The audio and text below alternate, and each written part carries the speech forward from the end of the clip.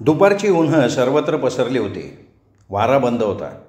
घरं तापत होती. त्यामुळे घरातली माणसं त्या जीवघेण्या उष्णतेला कंटाळलेली होती. घराघरातनं माणसं पंख्याखाली हवा घेत पडली होती. त्याचवेळी एक रुबाबदार तरुण एसटीतनं खाली उतरला. त्याच्या हातात एक VIP आकर्षक सुटकेस होती. निळ्या रंगाची पॅन्ट आणि इन केलेला पांढरा शर्ट त्याला शोभून दिसत होता. डोळ्यावरच्या काळ्या चष्म्यामुळे त्याचं व्यक्तिमत्व भलतंच रुबाबदार दिसत होतं. चष्मा काढून त्यांनी चोहोबाजूनं निरखून घेतलं. गाव चांगलं ऐस पैस पसरलेलं होतं. झाडाखाली एक खेडूत बसला होता. त्यानं झाडाच्या बुडाला लागून गुडघी बैठक घातली होती. त्याच्या तोंडात एक विडी होती. त्या खेडूताला त्याने विचारलं, संभाजी पवाराचं घर कुठल्या बाजूला आलं? संभाजी पवार हा म्हणजे तो संभ्या बौद्ध वय. हो. हे बघा पाहुणं, सरळ खाली जावा, डाव्या अंगाला वळायचं, येशीतनं बाहेर पडायचं, आणखीन सरळ जायचं.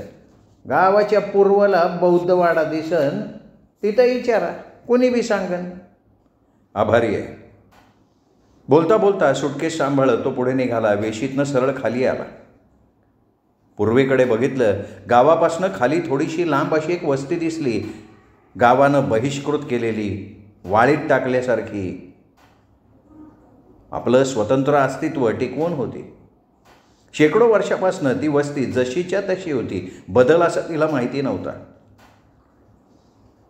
लांबून त्या वस्तीचं रूप भयंकर ओंगळ दिसत होतं. तो कोपऱ्यावर येऊन उभा राहिला. सावलीत गारव्याला पडलेलं एक कुत्रं भासदिशी अंगावर आलं. त्याने हाड हाड करत त्याला बाजूला पेटाळलं. भिंतीच्या सावलीत फाटक्या तुकड्या कापड्यातली पोरं विटी दांडूचा खेळ खेळत होती. बाजूला बसलेलं एक पोरगं त्याच्या जवळ आलं आणि म्हणालं, काव पाहुणं, कांच्या गावचं? पुण्याहून आलोय. कुणाकडे जायचे? संभाजी पवारकडे. या की माझ्या मागणं, म्या धावतो. त्याच्या हातातली सुटकेस घेता घेता तो छोटा मुलगा म्हणाला, अरे राहू देत माझ्याकडे, तू का घेतोयस? अहो द्या हो, तुम्ही एवढ्या लांब ना आले पुण्यावरनं, मी तेवढी बी मदत नको हे करायला तुम्हाला. वा, हुशार आहे. शाळेत जातोस का रे? कसं शिक्षण घेणार पाहुणं? घरामध्ये लय गरिबी, धडा अंगाला कापड मिळत नाही, खायला पोटभर मिळत नाही, ओपाशी पोटी शिक्षण घेणं कसं जमेल? शिक्षण म्हणजे कसं आहे, श्रीमंत लोकांचं काम आहे. त्यांनी शिकावं आणि आपण कामं करावं. अरे वा, फार बुद्धिमान वाटतोयस. असून बुद्धी उपयोग काय आहे? असं म्हणत पोरगं दगडी पायऱ्या चढून वरती आलं. दाराची गंजलेली पत्र्याची फळी वाजून ओरडलं, बाबा, ए बाबा. कोण आहे र? खोकल्याची आलेली उबळ कशी तरी थांबवता थांबवता घाबरा घोबरा झालेला आवाज आला. अरे म्या आहे बारक्या. बाबा तुझ्याकडं पाहुणा आला बघ पुण्यावरनं. पुण्यावरनं? म्हातारा पेटलेल्या विडीचे झुरके घेता घेता बाहेर आला. खोकल्याची एकसारखी उबळ येत होती. विडीचा झुरका घेतला की उबळ यायची, पण विडी ओढणं काही थांबत नव्हतं. जवळ येऊन डोळ्यापुढे हाताचा पंजा धरून बारकी नजरेनं निरखून घेता घेता तो मोठ्यांदा ओरडला, हा घानशे बघी, आपला राजा आलाय. पांढऱ्या स्वच्छ चांदीसारख्या केसांच्या झिंजा झालेली त्याची बायको बाहेर आली. तिने जवळ येऊन विचारलं, कोण आलंय? अगं राजा आलाय. बाया बाया बाया आलंय, बाप्या घडी झालंय की. अहो तुम्ही सांगितलं म्हणून मी ओळखलं. अहो लहान होता तेव्हा बघितलं होतं ना म्या. ये आतमध्ये ये, आत ये बाबा. तो आत आला. संभाजी पवारनं खुंटीला टांगलेली एकुलती एक घोंगडी जमिनीवर अंथरली. तो घोंगडीवर बसला. थोडंसं विसावून त्याने आपली नजर चोहोबाजूनं फिरवली. 18 विश्व दारिद्र्य पसरलेलं दिसत होतं.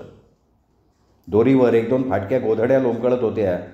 खुंटीला टांगलेला एकुलता एक मळका सादरा फाशी गेलेल्या कैद्यासारखा लोंबत होता. घराच्या मागच्या भागात एक कुडाची भिंत होती. त्या भिंतीतनं पलीकडचं सगळं दिसत होतं. एका लाकडी मांडणीवर 1-2 पितळीची आणि काही ॲल्युमिनियमची भांडी दिसत होती. बाकी सगळं घर अगदी उघडं बोडकं दिसत होतं. राजाची नजर चोहोबाजूनं फिरत असताना म्हातारी पाण्यानं भरलेली बादली बाहेर घेऊन आली आणि मायेनं ओथंबलेल्या आवाजात म्हणाली, हातपाय धुवून घे र बाबा. हातपाय धुवून तो आत आला. म्हातारीनं गौरीचं खांड चुलीत ढकललं. घासलेटची बाटली उलटी केली. काळी उगाळताच भप्पकन जाळ झाला. कोरडी लाकडं आत ढकलताच तिने भांड्यात चहाला आदण ठेवलं. साखर सोडली, 2 चमचे बुकणी टाकली, वरनं थोडं दूध सोडलं. चहानं भरलेल्या 2 कब्बशा घेऊन बाहेर आली. संभाजी पवार मुरकून मुरकून चहा पित होता. चहा पिऊन झाल्यावर संभाजी पवारनं विचारलं, का रे बाबा आज औचित येणं केलं? नाही काय झालं बाबा, माझी परीक्षा संपली होती. पप्पा म्हणले राजू सुट्ट्याच आहेत आता, तर मग गावाला जा, बाबांना भेटून ये. म्हटलं सुट्टी आहे तर जाऊन येऊ. बरं केलंस, आलास तर राहा 2 दिवस इथं. बाबा काशीराम दिसत नाही आहे. अरे तो रानामध्ये गेला आहे कामाला.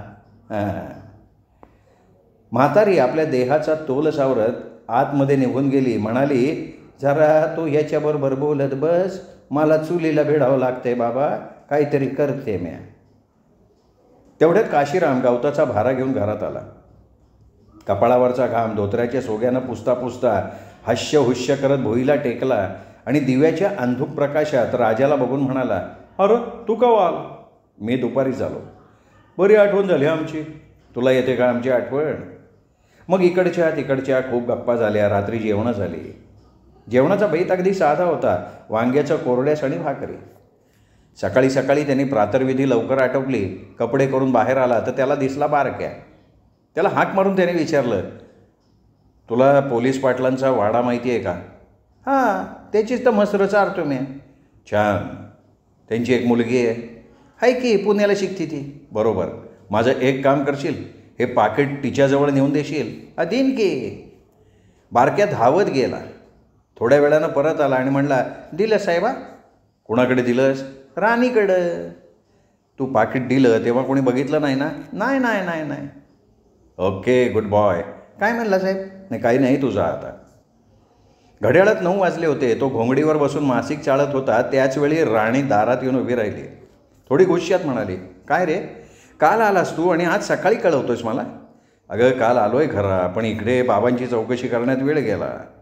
बरं झालं आज सकाळी तरी कळलं, नशीब माझं. अरे काय रागवलीस का काय? नाही तर काय, इथे येऊन एवढ्या उशिरा निरोप देतोस, मग राग नाही येणार? चुकलो, माफ करा. तोच संभाजी पवार आतल्या खोलीतनं बाहेर आला. दारात राणीला बघितलं आणि आश्चर्यानं म्हणाला, अयो राणी सरकार, तुम्ही इकडं कुठं? अहो हा राजा पुण्याचा, मी पुण्याला शिकायला होते ना. बरोबर, म्हणजे तुमची ओळख आहे वय? हो बाबा.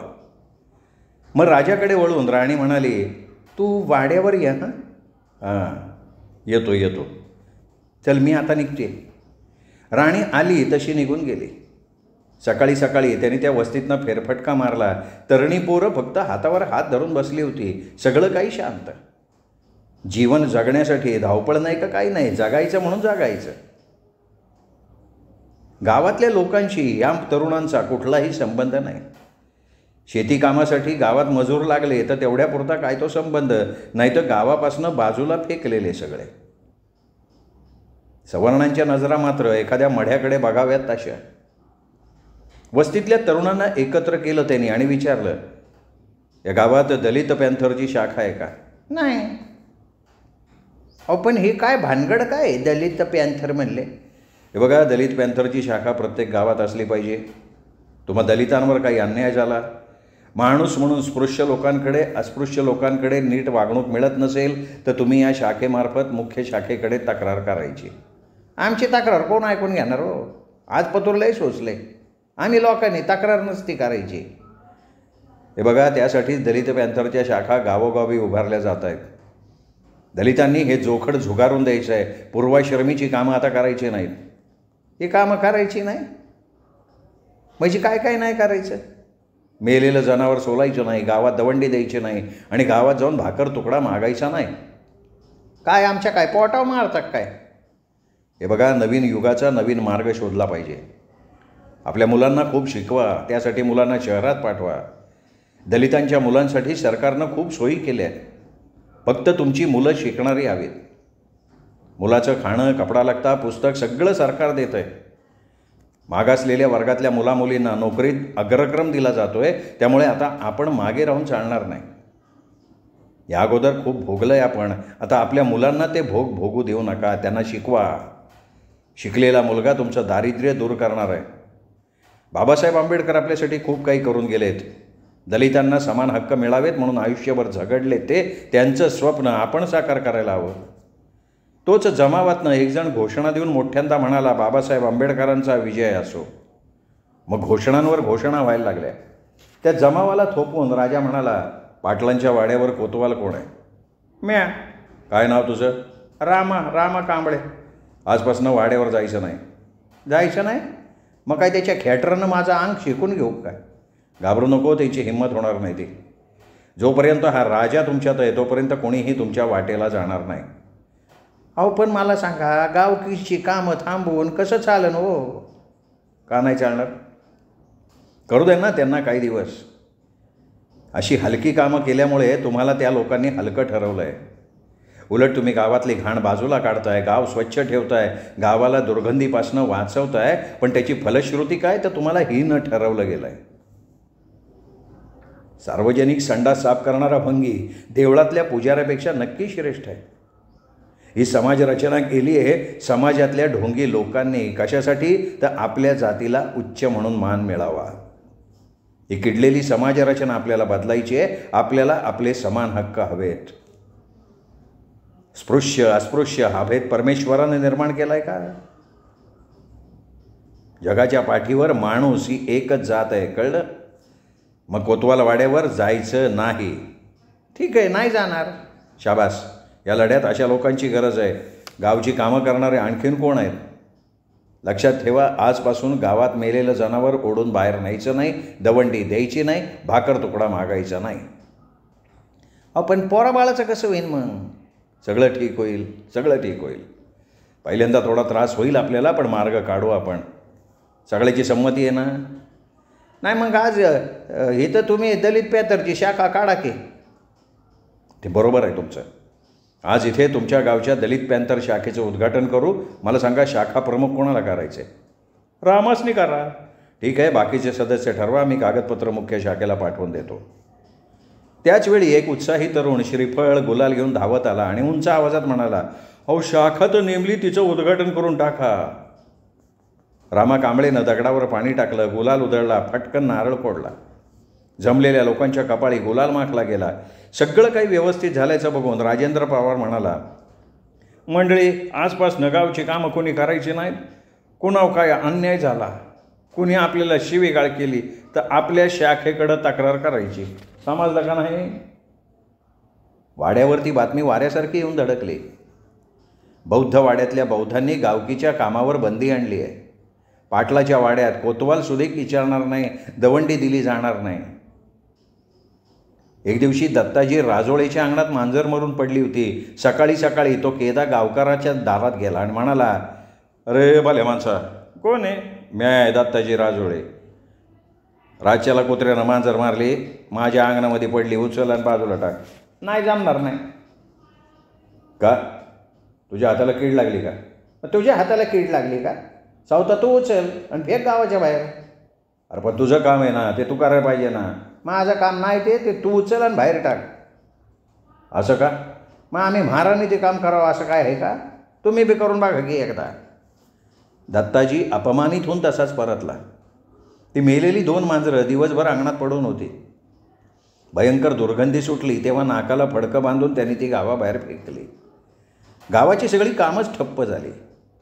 काडीसुद्धा जागची हालत नव्हती. मग मात्र गावकऱ्यांनी ठरवलं की बौद्ध वाड्यातल्या मजुरांना शेती कामासाठी न्यायचं नाही.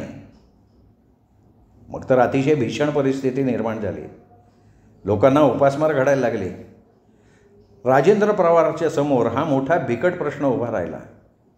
उपासमारीनं वस्तीवरचे लोक विरोधात जातील म्हणून त्यांनी तालुका दलित पॅन्थर शाखेशी संपर्क साधला. आपल्या बांधवांच्या मदतीसाठी तालुका दलित पॅन्थर शाखा धावून आली. समाजातल्या श्रीमंत लोकांना आवाहन करून मदतीचा हात पुढे करायला त्यांनी भाग पाडलं. आणि मग एक दिवस धान्य, तेल, डाळी, कपड्या लागत्यांनी भरलेली मोटरगाडी वस्तीत येऊन उभी राहिली. घराघरातनं जीवनावश्यक वस्तू येऊन पडताच त्या बहिष्कारात सगळ्यांनी हिरिरीनं भाग घ्यायला सुरुवात केली. आता मागे हटायचं नाही अशी मनाची खुणगाठ बांधली. राजेंद्र पवारचं जिकडे तिकडे कौतुक व्हायला लागलं. पाटलांना प्रश्न पडला की आता आपण गावकऱ्यांनी करायचं काय? पाटील मनात म्हणत होते की नाहीतरी त्यांचं काय चुकलं आहे.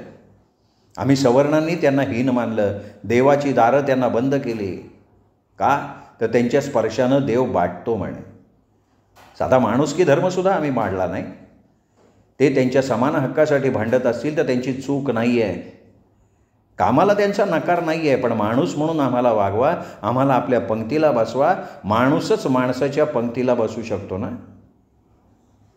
आम्ही सवर्णांनी जनावरांना जवळ केलं आहे, पण ह्या माणसांना आपण लांब ठेवतो आहे. हा विचार करून करून ते थकले. त्यांना एकदम आठवलं आणि त्यांनी राणीला हाक मारली. राणी माझघरातनं बैठकीत आली. काय भाऊ? राणी, गावातलं वातावरण फार तापलं आहे. बौद्ध वस्तीतल्या लोकांनी गावाच्या कामावर बंदी आणली आहे. कोणी पुण्याचा एक तरुण आला आहे म्हणे वस्तीवर, त्यांनी सगळा बौद्ध वाडा जागा केला आहे. पुण्याचा तरुण? कोण बरं? काय नाव आहे त्याचं? राजेंद्र. म्हणजे राजा पवार का? भाऊ, त्याला कोण ओळखत नाही? सगळ्या पुण्यात हे नाव प्रसिद्ध आहे. मी नेहमी ऐकायची हे नाव तिथे.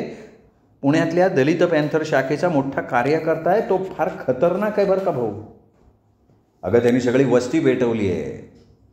हे बघ, मी त्याला वाड्यावर बोलवतोय, समझोता करून काहीतरी मार्ग काढता येईल. हरकत नाही. थोडंसं आत बघून त्यांनी हाक मारली. माधा, बौद्धवाड्यात जाऊन गावकामगारांना आणि त्यांच्या त्या पुढाऱ्याला इकडे घेऊन ये. पाटलांनी बोलवलंय सांग. माधू तसाच धावत सुटला. निरोप मिळताच राजेंद्र आणि गावकामगार वाड्यावर आले. राजेंद्रला पाटलांनी गादीवर बसवलं. तो उमदा तरुण पाटलांना मनातनं खरोखर आवडला. नवीन अनोळखी गावी येऊन त्याने आपल्या कामाच्या धडाडीचा ठसा उमटवला होता, त्यामुळे ते त्याच्यावर बेहद्द खुश झाले होते. पाटलांनी प्रेमळ शब्दात त्याला विचारलं, आपली ओळख? पाटील, मी ह्याच गावच्या संभाजी पवारांचा पुतण्या. अच्छा अच्छा अच्छा, म्हणजे तान्हाजीचा चिरंजीव का तू? अरे वा, तान्हाजी मोठा उमदा माणूस, आता पुण्यात स्थायिक झाला आहे. हो, आणि मी सुद्धा MBBSची परीक्षा नुकतीच दिली आहे. म्हणजे तुम्ही डॉक्टर होणार आता? झालो म्हणून समजाव. चांगल्या मार्कांनी पास होईन मी. उत्तम. पण गावात येऊन तुम्ही गावाची शांतता बिघडवली आहे, त्याचं काय? तुमच्यामुळे गावावर फार मोठं संकट आलं आहे. खरं सांगू का पाटील, हे यापूर्वीच यायला हवं होतं. माणसाला त्याच्या हक्काची ओळख करून देणं म्हणजे महान कार्य आहे. माझ्या बांधवांना मी जागं केलं आहे. गुलामाला तू गुलाम आहेस याची जाणीव करून द्यावी लागते, तेव्हा कुठे ते झोपेतनं जागा होतो. मी फक्त या लोकांना जागं केलं आहे. पुढचं आता सगळं त्यांनी त्यांचं बघावं. अहो, पण हा पण मध्ये येणार होता ना पाटील. तुम्ही कुत्र्याला जवळ करता, पण आम्हाला वाईट वागणूक देता. कुत्र्याच्यावरच्या प्रेमानं त्याच्या पाठीवरनं तुम्ही हात फिरवता, जवळ बसवता, खाऊ पिऊ घालता, पण आमच्या अस्पृश्यांच्या पदरात काही टाकताना लाचारीनं खाली गेलेली त्यांची मान बघून तुमच्या सवर्णांच्या मनात आनंदाच्या उकळ्या फुटत असतात. आमचा स्पर्श तुम्हाला वर्ज्य. तो झाला तर तुम्ही लोक दिवसातनं 10-10 वेळा आंघोळी करता. तुम्हाला जनावरांचा स्पर्श चालतो, पण आमचा नाही. आमच्यापासनं तुम्ही देवाला दूर केलं. देशाची घटना तयार करणाऱ्या त्या महामानवानं हा तुमचा हिंदू धर्म सोडून बौद्ध धर्म स्वीकारला होता, तरीसुद्धा तुम्हा सवर्णांना आमची दया आली नाही. मग काय करायचं आहे तुमचा हा बुरसटलेला धर्म? माणसाला माणसासारखी वागणूक देता येत नसेल तर कशासाठी धर्माचा स्तोम माजवता? शांत व्हा, शांत व्हा. तुमचं तरुण रक्त बरोबर सांगतं आहे की माणसाला माणसासारखी वागणूक न देणं म्हणजे अधर्म आहे. माधा, चहा सांग सगळ्यांना गरम गरम.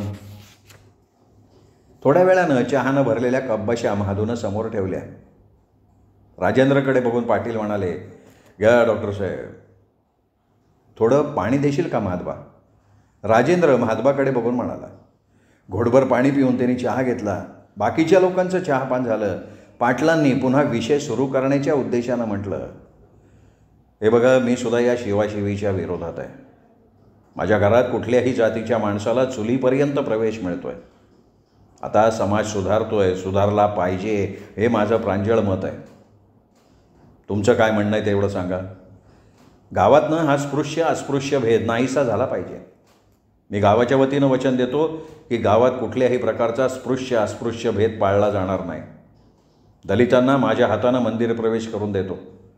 एवढंही सांगतो, सार्वजनिक विवाह प्रसंगी एकत्र करून आम्ही आमच्या पंक्तीला बसवू त्यांना. अजून काही अटी? नाही, तुम्ही एवढं केलं तरी खूप झालं. समाज सुधारणा हळूहळू होतात. आमची माणसं पूर्वीप्रमाणे त्यांची त्यांची कामं करतील, पण त्यांच्या त्या कामाकडे हीन भावनेनं बघू नका. मांजर मेली आहे, 3 दिवस तिची दुर्गंधी तशीच सुटली आहे. मग अशी दुर्गंधी गावाच्या बाहेर टाकणारा माणूस हीन नाही होऊ शकत. उद्यापासून आमची माणसं ज्याच्या त्याच्या कामावर रुजू होतील. आभारी आहे. नाही, नको, मला तुमचे आभार मानायला हवेत. आज खेड्यातसुद्धा तुमच्यासारखा उच्च विचाराचा माणूस बघितला, मला आनंद झाला, म्हणून मला तुमचे आभार मानायला हवेत. येतो मी. राजेंद्र पवार पुढच्या दारातनं बाहेर पडला. बाकीची माणसं भराभरा आपल्या वस्तीकडे निघून गेली. तो वळून समोरच्या गल्लीत शिरणार, तो त्याच्या कानावर शुकशुक आली. आवाजाच्या दिशेनं त्यांनी वळून बघितलं आणि तो म्हणाला, अरे राणी, तू एवढ्या वेळ कुठे होतेस? आतमध्ये होते. अभिनंदन, पहिली बाजी मारल्याबद्दल. धन्यवाद. हे बघ, आता तू जिंकलास. भाऊंजवळ तुझा विषय काढायला काही हरकत नाही. नाही नाही, नको, तवा तापलेला आहे, उगाचच भाजून घेशील स्वतःला. ठीक आहे, कधी भेटशील? अगं तू सांगशील तेव्हा, आता काय मी मोकळाच आहे. उद्या सकाळी मी येईन तिकडे, चालेल? हो चालेल की. असं म्हणून तो निघून गेला. राणी आपल्या घराकडे परत आली. श्रोते हो, हा होता देव माणूस या प्रभाकर बागुल लिखित कादंबरीचा 11वा भाग. आणि हा भाग तुम्ही ऐकलात साहित्य पंढरी या कथाकथन चॅनलवर. 12वा भाग उद्या. तोपर्यंत नमस्कार मित्र.